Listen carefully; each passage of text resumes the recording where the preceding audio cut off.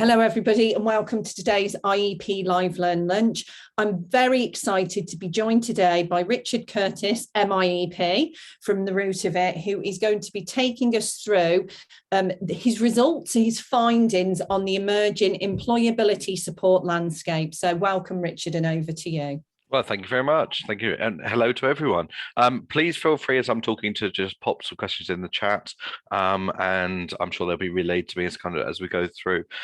Now, for those of you that don't know me, I come from a mental health background, and I'm very passionate and very I've been studying kind of the mental health impact of the pandemic in a number of different sectors. So I work in education, I work in employability, work in the general workplaces, and kind of been monitoring and looking at the data that's coming out.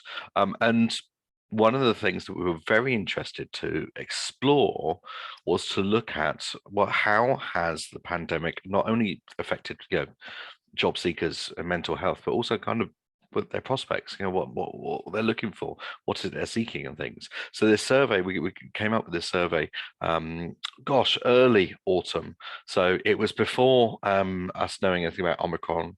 And yes, we were expecting a wave over the winter, but we weren't quite sure what that was going to look like. So it was kind of in that lull when things were reopened, when life was some kind of vague normality, but I'm not sure we can even call it that, but a little bit less restricted than it was prior to that. And so to give you some kind of contextualization, and we went out and asked the membership of the organization, of the IEP, to think about what's been the impact, what's happened for their job seekers. And so that's kind of how this came about, and we had a few hundred responses. And so all I'm going to do today, we've obviously released the report where I discuss all of our findings, and I'm just going to kind of talk through kind of a summary and explore some of that data in a little bit more depth than necessarily we might have done. So let me just see if I can pop you over to there. And I'm just going to kind of talk you through and go through each of the questions that we asked. Now, the first thing that we were interested to explore was the long-term impact of the pandemic and what people thought about, what would be the long-term impact on job seeking. Now, unsurprisingly enough, there was stuff in here about flexible working, about home working, and actually, that's kind of the biggest change that people commented on, was the fact that the people are expecting to see a lot more flexible working. And actually that was then really reinforced by people's expectations. Actually how people kind of what are their experience of job seekers' expectations. And again, if you look at this data, there's a real shift towards people wanting to choose work that suits their life. And it's very interesting because actually it's a really common theme. And I'm not just talking about people wanting to work at home. The common theme that kind of emerged across the whole survey was a lot more about people wanting to be in control. There was some stuff that came up in one of the questions, I can't quite remember, we'll get through to it later on, about people choosing jobs for organizations whose values they believed in. And so it's not just about being able to work at home. There seems to have been a real shift around kind of, what do they want to do? And I know from our work, from our employability work, that we've seen people wanting to change sector because of, and we primarily work with the over 50s and the under 25s, but we've seen a lot of work. We're having, my staff are having lots of conversation with the over 50s about change in sector in order to achieve something. And kind of that outlook has really been a common theme coming through, as we've gone through this survey, but also in terms of our more practical work. And so, yes, I was not surprised at all that it was something that cropped up in this one. And likewise, there was, if you notice here, kind of that brown sector on the bottom left there, that relates to kind of less engagement or motivation of job seekers, or lower levels of hope of getting a job. Interestingly, by the way, there were some there was, well, 6% of people highlighted the fact that they felt that employers had increased their own expectations of the staff they were wanting to take on. And, you know, if we're talking about hybrid working or remote working, then that is very much is the case, because you're less geographically bound. And so you may very well, as an employer, then be looking for people who have got a higher level of skills, but from further afield. And so I wasn't surprised to see that come up. And I've already kind of mentioned about the reskilling there, which kind of sits 5%. Fear of catching COVID, strangely enough, coming up there, and also uncertainty, because one of the things that has shifted a number of times is kind of where the sector of need is as we've gone through the pandemic. And if you look at where we wanted or where the vacancies were, that's changed a number of times as we've gone through the pandemic. You know, we look at the IT sector, look at the food industry, look at the delivery and the kind of the infrastructure. That's shifted a number of times in terms of the job market. Which do clients be most affected? Now, this was very interesting, because I personally had wondered and hypothesized about whether it was going to be ethnic minority groups. We do know from mental health data that in terms of mental health impact of the pandemic, there's lots there around ethnic minority groups. However, in terms of employability, here we're talking about over 50s and under 25s, and as being the two main groups that people have identified there.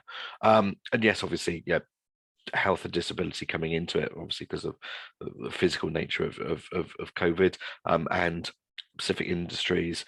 Again, not surprised. You know, we could talk about hospitality, we could talk about you know, retail, and you know, kind of what's happened in those sectors as well. But yes, very, very surprised to see that actually respondents really felt that it was those two groups, the over 50s and the under 25s.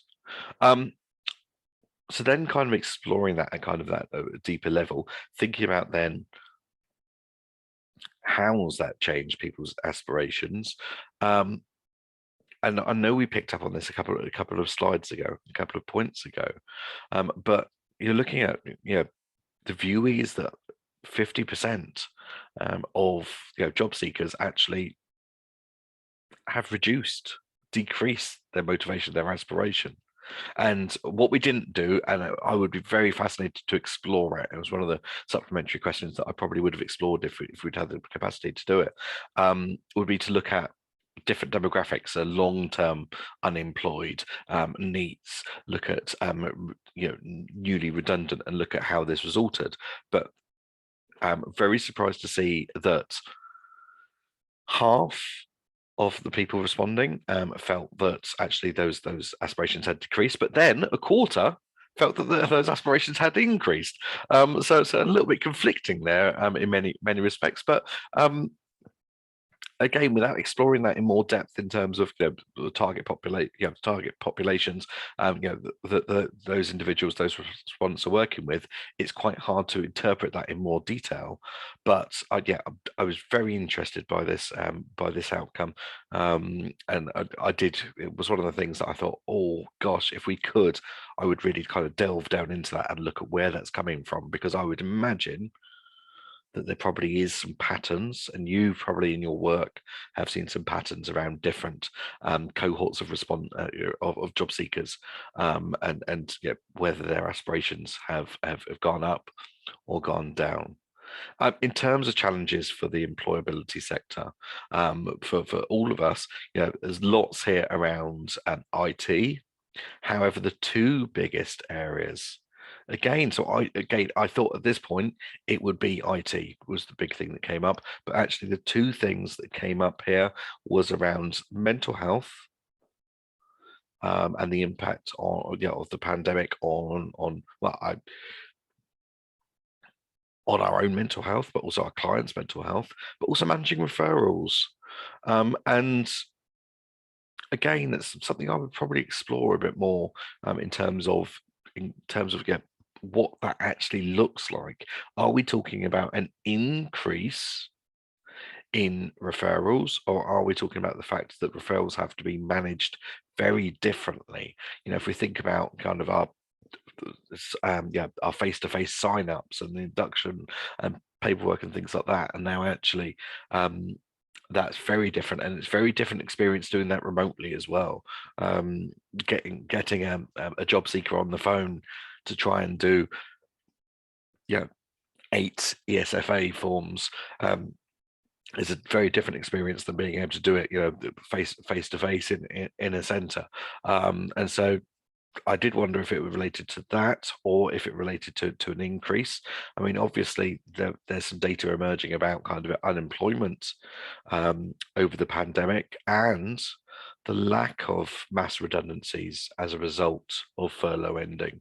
And obviously I'm aware that there were some very serious concerns about the impact of furlough ending, but I'm not aware, unless anyone can point me towards any data to the contrary, I'm not aware that we have experienced the massive increase. Instead, the one thing that I have picked up on is actually employees thinking about, I think the media called this Great Resignation or something. Employees wanted to be more in control of their work and making choices to leave employers, to move to a different employer in order to progress their career or to meet those lifestyle needs. So the pandemic really has, in terms of job seekers, whether they're employed or unemployed, it really has caused people to reevaluate where they want to go and what they want, what they want to achieve, what they're looking for. And again, kind of, we've seen that coming through this data, but we're also seeing that in some external data that's coming through now.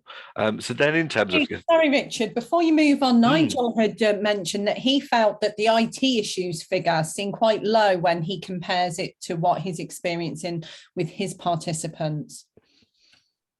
Yes, I genuinely, I was very surprised that it was as low as it was. And it could be, bearing in mind we asked what the biggest challenge was, it could be that people prioritized mental health. I was very surprised by the managing referrals as being almost a quarter of respondents there. But yes, no, I would completely agree with you, Nigel, and others who thought the same. I would have expected IT to have been higher. We do know that there's definitely a link between the pandemic and mental health. We are seeing an increase. My understanding is that we're seeing an increase in anxiety, low mood, and depression, and that there's the potential for other mental health difficulties to emerge kind of as we go through the next kind of couple of years and things. It's only kind of retrospectively that we'll get an idea about what that actually looks like mental health wise. So I'm not surprised by the mental health figure. And I'm in agreement with you, Nigel, I was surprised by the IT issues, although when we get through to what supports this sector would require, IT does feature then quite strongly once we get through towards the end of the survey. In terms of affecting the support that we offer, IT remote working does feature. And so here 38% of respondents recognize that actually that was that's the biggest change, or that's a significant change for them. And again, something that I'm very conscious of for many people in the employment sector is we have for years been reliant on face-to-face, and therefore we've had to digitize and we've had to adapt and pivot really quite rapidly. And the reality is kind of this data is indicating that people are wanting more remote stuff in terms of their work, and I wouldn't be surprised if there's almost an expectation there to be receiving remote level support in terms of employability from employability professionals as well. So I really wouldn't be surprised if that continues in our sector, and I'm including us obviously with our Skills for Progress team. I'm not going to be surprised if that continues moving forward, that actually we need to maintain an element of remote support for some learners, for a cohort of learners.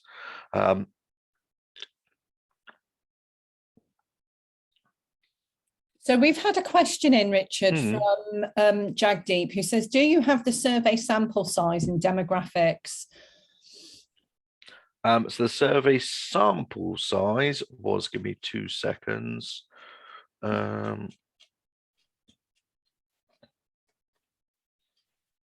245 responses to the survey. 90% of respondents said they worked with the unemployed. So predominantly, this is a survey around support for the unemployed. Okay, thank you.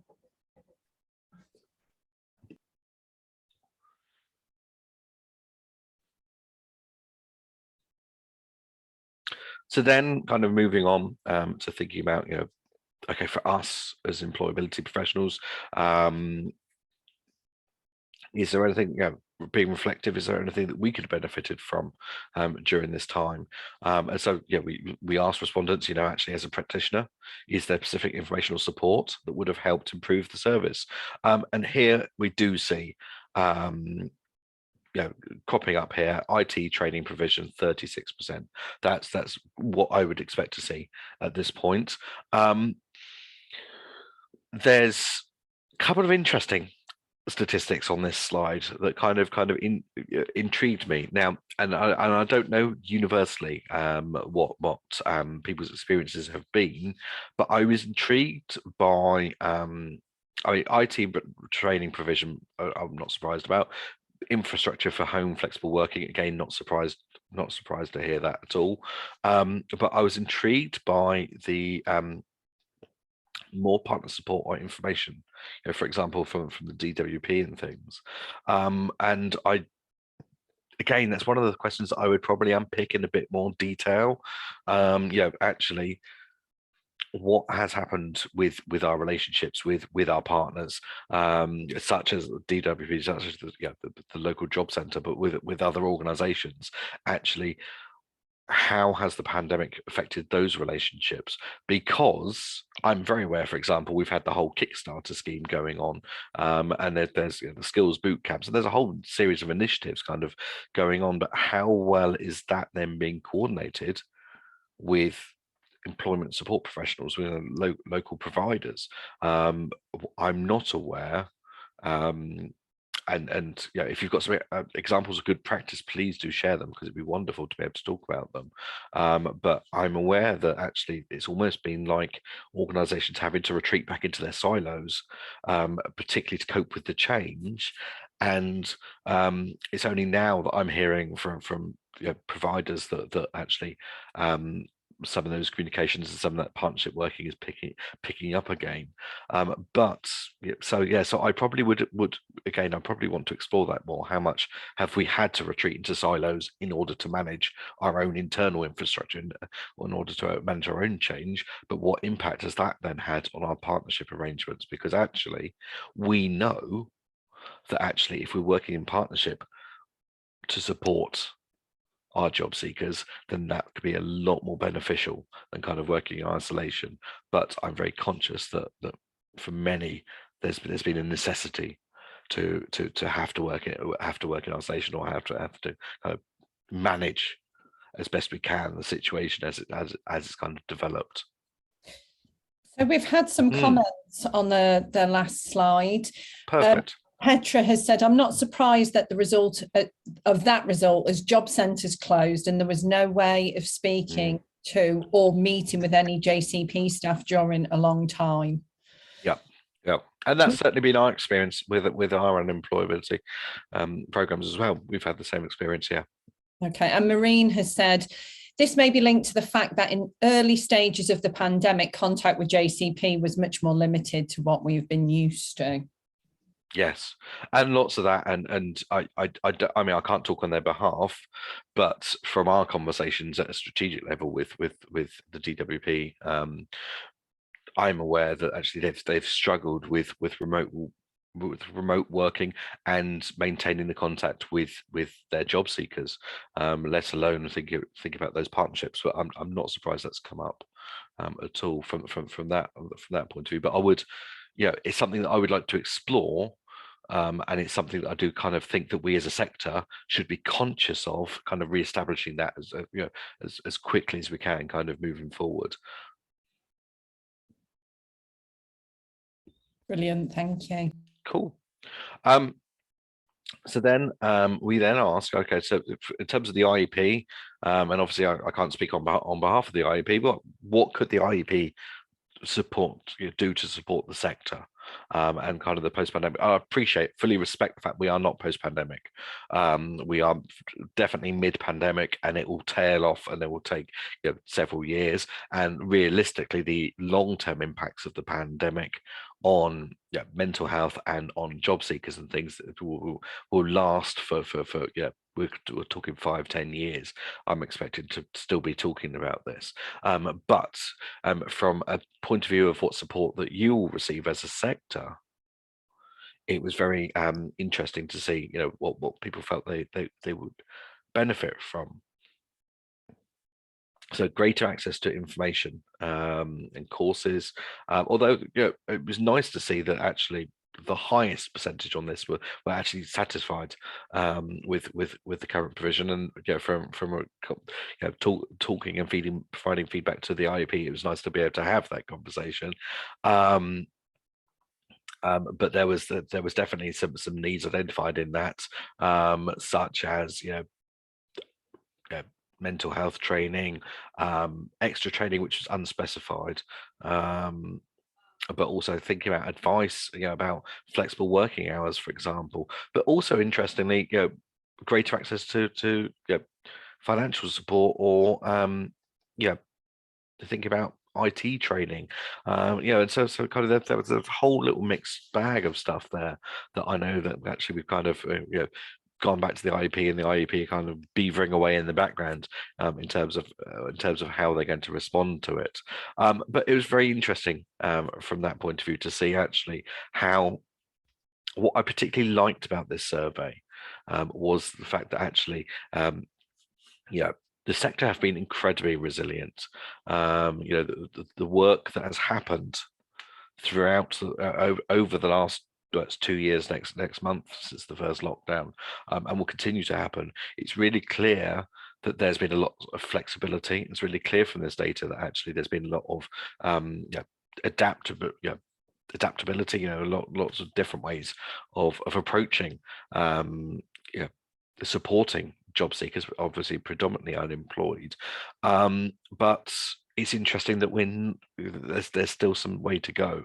And I do think, and kind of in summary, I think there's some lessons that we need to learn that will inform kind of long-term practice, because I do not think in terms of what the job market want, in terms of what job seekers want, I do not think that we're going to be in a position where actually things return to the status quo, or whatever the status quo was prior to the pandemic, and that there will be this continued expectation, and that people will be making, certainly for this generation, making choices about what they want to do in terms of their life. And I think as a sector, we also therefore need to be thinking about, and wise to, how we're supporting our job seekers with that, and being realistic about them, because sometimes we do have to provide them with challenge. Sometimes we do have to be realistic about the fact that they can't go from this and straight into another sector. They might need to retrain, and they need to be thinking about it, and the impact of that. I've certainly had a few conversations where people have kind of wanted to leap, but then haven't thought about how they're going to retrain, and haven't thought about kind of the loss of income whilst they're retraining, and kind of what that gap looks like and things. And so I think as a sector, we have to accept that people are going to make these decisions, and job seekers are going to make these decisions, but we need to be more equipped as professionals with supporting those conversations. And I'm not just talking from a biased point of view of mental health at this time. I'm thinking as a sector, our staff need to be more equipped to be thinking about how they support longer term career goal conversations, not just thinking about short term return to work or entry into work. Actually, direction of travel, I think, has shifted for many job seekers, and kind of looking at this evidence, and actually that will affect the way that we work with our job seekers. So kind of I think there are some long-term implications, as well as obviously kind of what we need to do to survive the rest of the pandemic. Now, this is the point that I'm going to kind of open things up to more questions. So have I missed any questions that I've been talking? No questions missed while you've been talking. So as you've said, we'll just encourage people now to share any thoughts that they have or ask any questions that they have while we have you. So let's see. Hilda says, what is the opinion of the way to work schemes that have been launched recently? So what's your opinion of the way to work scheme that's been launched recently? So it's interesting because I was having this conversation with my team the other day, and it's very interesting because it's kind of like, I can see what they're trying to achieve, but there's some real time scale issues around it. And again, kind of thinking in terms of the way that existing processes and response times and things, we've got to really kind of up our game to support that. And if obviously there's the investment to support that, then that's fine. But that is upping a game quite considerably in terms of kind of what they're expecting and how quickly they're wanting to turn things around. So I can see what they're trying to do from an employment landscape point of view. I can absolutely see what they're going to want to do. But as employability professionals, I'm very conscious that brings in a second level of of thought, potentially a different way of working again, in order to kind of be able to keep up with the pace that's required for that. And certainly that was a conversation we were having, in my team at our last meeting was, okay, well, what can we do? How can we adapt to be able to catch up with that, rather than dismissing it and saying, oh, okay, well, let's not get involved with that. We were talking about how we could adapt, but it's another adaptation, it's another change for people that have been through 2 years of change. As professionals, we've constantly having to change and deal with moving goalposts. And let's be honest, 7 months ago it was all about Kickstarter and making sure that you had your training programs in place and your employers in place and so on and so forth. And now actually things have moved on, and how long is this here for? It's then kind of is my next question.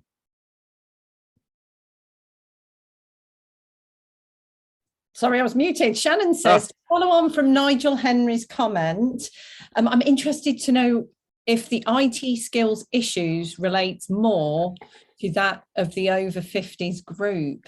That is a really interesting question. And I believe we have some people on the session today that might want to contribute to that. And I was going to say, from our data point of view, we don't have an insight into that. So I can't respond to that question. But I don't know if there's anyone else in the room. I mean, certainly from my team's point of view, so they're not reporting issues in the younger generations, but they are reporting issues from kind of 40s upwards. So I wouldn't necessarily say it's just over 50s, but it has been something they have been discussing. But is there anyone in the room that can respond to that as well? Join in. Nigel has said, I find that those between 35 and 55 seem to have become more savvy. Yes, I think people have had to become more savvy, haven't they? I absolutely would completely agree with that. People have had to respond. People have had to become more savvy, and I think for those offering accessible IT skills courses, I think there will still be a need, kind of moving forward again, because certainly for the next few years, this isn't going to die down. No, and it's easy, isn't it? It's to assume for those of us who sort of use the technology all the time and have to do it for work, so keep on top of changes. It seems quite easy. I know my partner, he's not much older than me, but really struggles with some stuff that I'm like, I can't believe you can't do this yet. But he's a builder, so he's not having to do it as part of his role. So it's more challenging to keep up, isn't it? Nigel says he feels it's mainly because of the smartphone.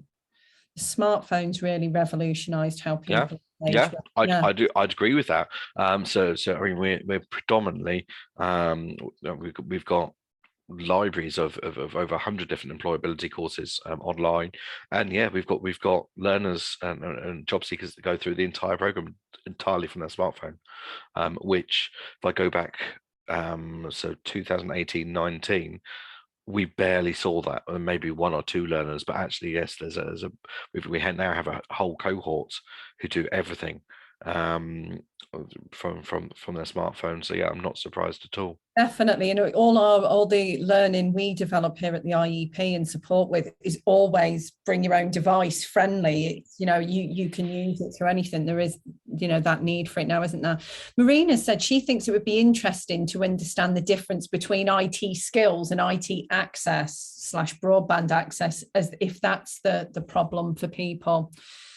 And it's an interesting one, isn't it? This digital poverty and the ability to actually access it regardless of the skill set to use. Yeah. And I think, and certainly, I think I can't remember if I actually included it as one of my recommendations, but we do need to think about digital divide. It's something that actually I was involved with the digital divide campaign nearly 20 years ago, and it's still an issue. And we could talk about affordability of broadband. Which for low income families is just completely out of reach. So therefore they're relying on mobile phones and then internet charges through phones and things. I mean, yes, I completely agree that within this country we have a massive digital divide in terms of infrastructure, in terms of accessibility of technology and broadband connection, not just about skills. Skills are definitely something different. And it's something that we do as a sector, we need to be conscious of, because the other thing to consider is actually you might end up with a job seeker who is having to use their smartphone because they don't have any other technology, and actually they would benefit from being sat on a laptop or a workstation to do their course. And so we do need to think the other way around as well. Actually, do we need to kind of step things back for some people? Excellent. Nigel's brought up a really good point that one of the increasing worries for the older sector on the rise is fraud via the internet, and that just being on the internet can be really stressful for some people, for the older people, because there's just that lack of trust and not wanting to be on there. Yeah. Definitely. There's a CIPD article on the over 50s and employment that's out there for if people want to go and find that. There's also those of you who are IEP members, we have our suite of e-learning modules around employability support that was developed in partnership. I know Jagdeep was here a while ago with the Centre for Ageing Better. So there's lots of information there, and Roger has kindly posted a link. Adrian has said, do you think funders are making more use of detailed labour market data, supply and demand of skills provision, in helping them to make procurement decisions? I think they would say they do. I do like a succinct and concise answer. Yes. I mean, I've seen a few things crop up over the last few months, and you think that's missed the target, but I can see what they were trying to do. I mean, there's always going to be a misaligned, partially because they're going to be using historic data, and that's something we need to be conscious of. If you look at DWP and how long it takes to get stuff out from them, or look at the kind of the ONS data and things, actually there's always that lag. So realistically, there's always going to be a mismatch because it's not up to date. The problem we've got now is the landscape is changing kind of quarterly at the moment, isn't it? In terms of the employability sector, the landscape is changing for us on a quarterly basis, but the data is done on an annual basis that's kind of a couple of years behind, and so there is always going to be that issue, and it's really going to be highlighted at this time because of that. Okay, thanks. So Maureen would like to know, would you agree that we also need to diversify our portfolio of support as an industry? We typically used to support those furthest away from the labour market. Now the range of people has widened, and so should our portfolio of solutions and support do likewise? Generally, as a sector, absolutely. Obviously, kind of on an individual organizational level, that really does depend. If you've gone niche and niche is working for you, then stay niche. But yeah, across the sector, yes, we need to make sure that we're responding to this and broadening our portfolio. I've got people coming through for employability support that absolutely don't need employability support. What they need is new training or additional qualifications on their CV to kind of make it stand out a bit more. And actually, it's not about the employability support; it's about giving them that enhanced stuff to make their CV stand out. Now, that's something that's a little bit different than the cohort, the job seekers that we were supporting, who actually it was all about kind of making sure the CV was in order and kind of starting from that point. And that's a change that we've noticed. Nigel says he feels that we're very much reactive as a sector, but feels that a little bit more proactivity to help retention should have a place. Yes, absolutely. And we need to be conscious in terms of not just retention of our participants, retention of our staff as well. Yes, and kind of one of the things that I was kind of encouraging as I went through, thinking about kind of this data in terms of long term, how's this going to inform our offer going forward, and making sure that actually we haven't just done, by this stage, we shouldn't have staff who are sat on a sofa trying to work. That people should be, if they are going to be continuing to work remotely, then we should be making sure that we're setting people up to work effectively and safely from a health and safety point of view. And we need to be thinking about what this is going to look like going forward, because I don't believe that we're going to reopen centres as much as we did. We are going to have reduced face-to-face things. Definitely participants are going to be looking for, job seekers are going to be looking for online solutions to their support, not just going along to a centre on a Friday morning or for a week or something like that. And we're getting requests for hybrid, we're getting requests for completely remote. It's not just, and so yes, the status quo has changed. And as a sector, we do need to respond to that, but we can also preempt some of what we know is going to come, because actually we know if it's already started, then that will continue. And so therefore we need to make sure that we're building in long-term plans to be able to support that and work more flexibly. Excellent, thank you. Adrian says supplementary or accept such inputs from would-be training providers. I've seen that down to individual college level. So I think that might be linked back to Maureen's point around widening the portfolio of solutions and support. But maybe Adrian could let us know. And Shannon said, thank you, Roger, for the link. So that's everything we have questions-wise at the moment. Does anyone else have any other questions or comments for Richard? While we're waiting to see if anyone does, Richard, Jagdeep asked a question earlier around whether we were going to be supplying the slides for today's session. Now, I pointed out that we don't send the slides out for the sessions. However, the report is available, isn't it? It's free, yeah. The report's available. Yes, I'd like you plug your report now. So plug the report. So the attendees go, should they wish to read the report in its entirety? It's on the IEP website. It can be downloaded from the IEP membership website for free for members, and get all of the slides. Basically, it's the pie charts that are from the report. What I do is I have some written discussion around each of the points and make some recommendations for the sectors, and there are recommendations in there that are pertinent to providers, but also some recommendations pertinent to employers as well, because I think actually if we're talking about job seekers, then also we need to think about how we're supporting employers to respond to the needs of job seekers, not just the other way around. Okay, excellent. So I've just popped there in the chat, but for those, I'm sure everybody does know exactly where the IEP website is, but for those who don't know, it's myiep.org, and that will take you to the page where you can have a look for that. And as I said earlier, the report name is the Emerging Employability Support Landscape. So you'll be able to download it. Thank you very much. We haven't got any other questions or thoughts coming at the moment, but they have been really chatting throughout, and I think everyone's really enjoyed it. So thank you for that. No, my absolute pleasure. My absolute pleasure. And the important thing, as I say, is this is a time that we can work more creatively as a sector. I mean, we could definitely, there's definitely opportunities for different partnerships, different opportunities within existing funding programs, and let alone, and certainly I know for the work that we've done, that actually we've worked in a few areas using ESFA funding in quite a creative way. So there's definitely opportunities there to explore partnerships. Don't be frightened. Now we've let's be honest, we've kind of got through the shell shock bit. We've kind of adapted and responded to that bit.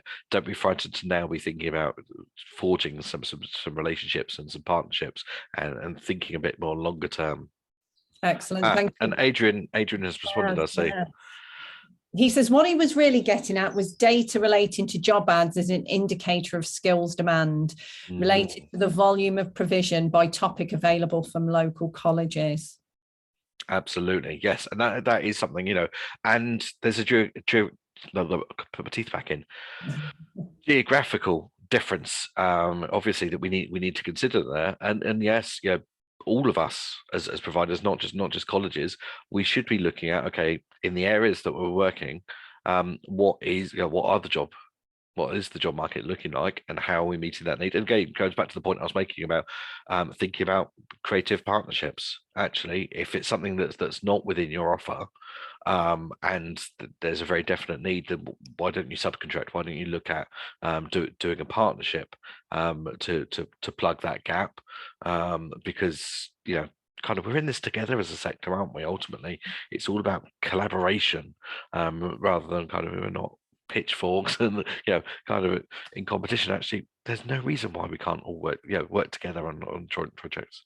Definitely, I agree. And for those who are interested in finding out a little bit more about intelligent labour market intelligence, I've said that twice, but really interrogating labour market intelligence, we've actually had Emsy Burningglass join us on a LiveLearnLunch previously to really look at how can you make sure the labour market information you're using is really relevant for you, and understanding the differences between local labour market data and the national picture that we often see. So it's one that you can find again via the IEP website. Really interesting stuff there.